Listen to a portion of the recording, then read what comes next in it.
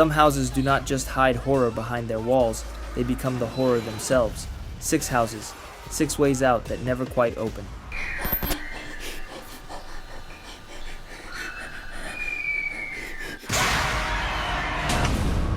Housebound.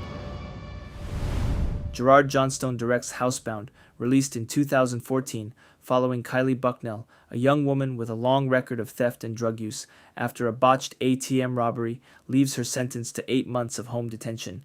An ankle monitor alerts police the moment she steps off her mother Miriam's property, the last place Kylie wants to be. Miriam, warm but overbearing, insists the house is haunted, and Kylie dismisses her outright. That confidence breaks the night a hand grabs Kylie's ankle in the dark basement, and a broken toy on a shelf starts speaking to her in a distorted voice. Amos, the security contractor who fitted her monitor and moonlights as an amateur ghost hunter, becomes convinced Miriam is right and starts investigating alongside Kylie. Together they learn the house was once Sunshine Grove, a halfway house, and that a young patient named Elizabeth Chalmers was murdered there years earlier, stabbed repeatedly with a meat fork. Kylie's court-appointed psychologist, Dennis, dismisses the haunting as delusion and pushes to have her institutionalized. During a session, Dennis removes a partial denture to eat, and Kylie recognizes it as matching a set she found hidden in the basement, tied directly to Elizabeth's murder. Digging further, she realizes Dennis worked at Sunshine Grove at the time of the killing and did it himself. To bury his past, Dennis turns on Kylie and Miriam, chasing them through the house and killing a police officer who gets in his way. Fleeing into a network of hidden wall passages, they meet Eugene, a mechanically gifted man who has secretly lived inside the walls for years, responsible for every strange noise and sighting mistaken for a ghost. Dennis stabs Eugene, then corners Kylie and Miriam with nowhere left to run.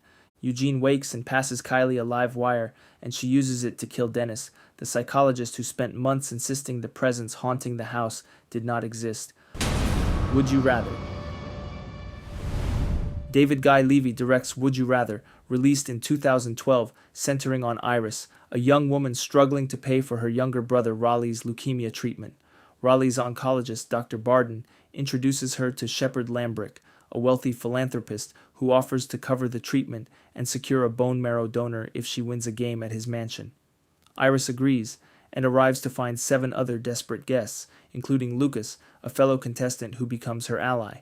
Lambrick's butler, Bevins, confiscates every phone before dinner, and once the rules are explained, anyone who tries to leave is told participation is no longer optional. When Conway, a recovering alcoholic among the guests, tries to walk out, Bevins shoots him dead.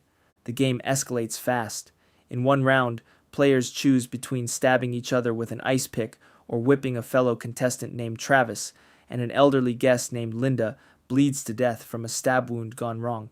During the chaos, Iris flees and hides in the basement, where Lambrick's son, Julian, corners and assaults her before she fights him off and stabs him with an ice pick. Bevins drags her back to the game rather than letting Julian retaliate, and Lambrick apologizes for his son's behavior. In the next round, players choose between 2 minutes submerged in a barrel of water or an unknown punishment sealed in an envelope. Peter, a gambler among the guests, dies when his card detonates a firecracker in his hand, and Amy, one of the more ruthless players, drowns after her card doubles her time underwater. Only Iris and Lucas remain for the final round. Iris is given a gun and a choice: kill Lucas and win everything, or spare him and both walk away with nothing. She shoots Lucas in the chest, killing him, and collapses in tears as Lambrick declares her the winner and hands her the money, along with news that a donor has been found for Raleigh. Iris arrives home to find that Raleigh has already killed himself with an overdose, unable to bear being a burden any longer. Rec.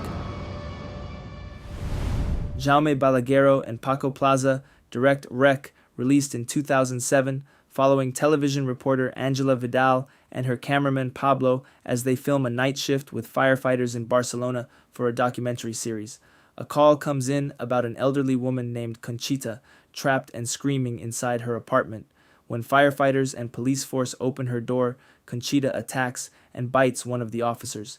Chaos follows fast. A firefighter who stayed behind falls dead through the stairwell, and outside, police and military begin sealing every exit of the building, trapping residents, firefighters, and the camera crew inside together. A health official in protective gear arrives to examine the growing number of infected residents, and suggests the illness resembles rabies, possibly originating from a sick dog kept in the building. As more people turn violent and start biting others, the survivors search for an escape route, eventually finding a key to a basement exit hidden inside a religious medallion. Reaching it forces them through floor after floor of infected tenants, and their numbers keep dropping until only Angela, Pablo, and a firefighter named Manu remain. When Manu is bitten and infected, and the stairwell down is blocked by a crowd of the infected, Angela and Pablo retreat upward into the building's sealed penthouse, the only space they have not yet searched. Inside, they find newspaper clippings, medical files, and an audio recording revealing the penthouse belonged to a Vatican researcher investigating a girl named Tristana Medeiros, believed to be possessed. His treatment caused her condition to mutate into a contagious infection, so he sealed her inside the attic rather than let her escape.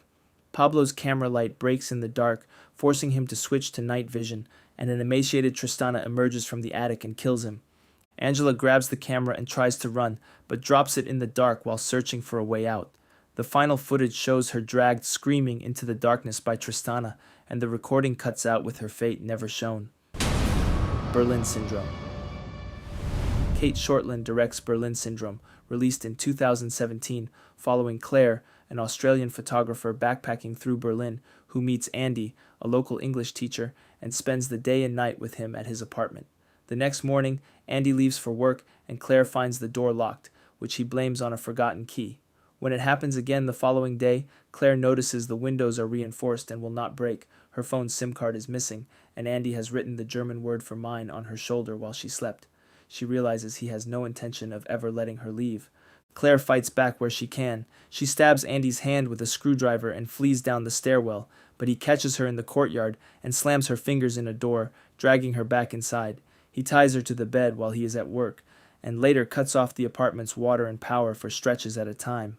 Visiting his father, Eric, Andy introduces Claire as his girlfriend and claims her predecessor simply moved back to Canada, though Claire later finds a clump of that woman's hair still in the shower drain.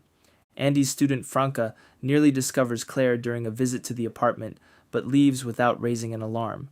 Andy gives Claire his late father's dog as a gift, then kills the animal himself out of jealousy when he sees how attached she becomes to it. He later walks her into a remote forest carrying an axe, planning to kill her there, but a boy asking for help with his injured brother interrupts him before he can act. Desperate, Claire slips a photograph of herself bound and gagged into one of Franca's school workbooks. Franca finds it, breaks into the apartment building through a basement window, and frees Claire from inside. As Andy prepares to move out and begins shutting off the apartment's utilities, Claire lures him back inside one final time, then locks the door behind him, trapping Andy in the same apartment he used to keep her prisoner. 13 Ghosts. Steve Beck directs 13 Ghosts, released in 2001, opening as wealthy ghost hunter Cyrus Kritikos and his psychic assistant Dennis Rafkin capture a violent spirit called the Juggernaut in a junkyard, a mission that appears to kill Cyrus along with several of his crew. Arthur Kritikos, Cyrus's nephew and a widowed mathematician, learns he has inherited his uncle's mansion and moves in with his teenage daughter Kathy, young son Bobby, and their nanny Maggie. The house is built almost entirely of glass, its walls and floors etched with Latin phrases. Once the family is inside, hidden machinery activates, sealing the exits and sliding the glass walls into a moving maze that traps everyone within it. Dennis explains that the etched phrases are barrier spells holding 12 vengeful ghosts captive inside the house, each bound to the machine that powers it. A scholar named Kalina Orezia, posing as a ghost rights activist, reveals the house is actually a machine built to open a portal called the Eye of Hell, and that Arthur's own late wife, Jean, is one of the 12 ghosts trapped inside it. Kalina tells Arthur that offering himself as a 13th ghost, sacrificed out of love for his children, will shut the machine down. When Kathy and Bobby are seized by the ghosts, Arthur and Dennis fight through the shifting walls to reach them, and Dennis is killed protecting Arthur from two of the most violent spirits, the Hammer and the Juggernaut. Cyrus then reappears alive, revealing he faked his death to lure Arthur into the house, and that Kalina is his secret partner. His real plan is for Arthur to become the 13th ghost, not to stop the machine, but to activate it, using Kathy and Bobby as bait. When Kalina refuses to let the children be harmed, Cyrus kills her. Arthur leaps through the spinning rings and reaches his children, just as the ghosts turn on Cyrus and hurl him into the blades. The glass walls shatter, releasing the 12 ghosts, and Jean lingers only long enough to say goodbye before departing with the others. The Room. Christian Volkmann directs The Room, released in 2019, following Matt and Kate, a young couple who buy an isolated house in upstate New York and discover a hidden room that grants any wish made inside it. After indulging in cash and luxury items, they find the novelty hollow, and Kate, who has already suffered 2 miscarriages, wishes for a child instead. The room instantly gives them a baby boy they name Shane. Matt later learns from the house's previous occupant, a man institutionalized under the name John Doe, that anything wished into existence turns to dust the moment it leaves the house, and that John Doe himself was once a wished child who could only survive in the outside world because his creator died.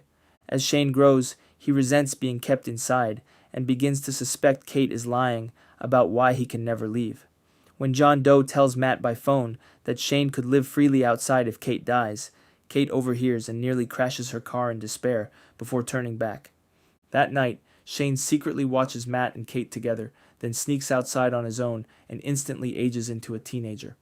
Furious over being kept from the truth, Shane uses the room to duplicate the house and the surrounding land, disguises himself as Matt, and drags Kate into this cloned version of their home.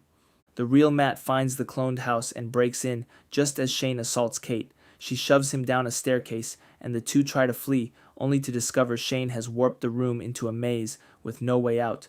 Matt distracts Shane by wishing duplicates of himself and Kate into being, buying enough confusion for the real couple to lure Shane back through to the actual house and push him outside its front door. Shane ages rapidly and dies within seconds on the front step.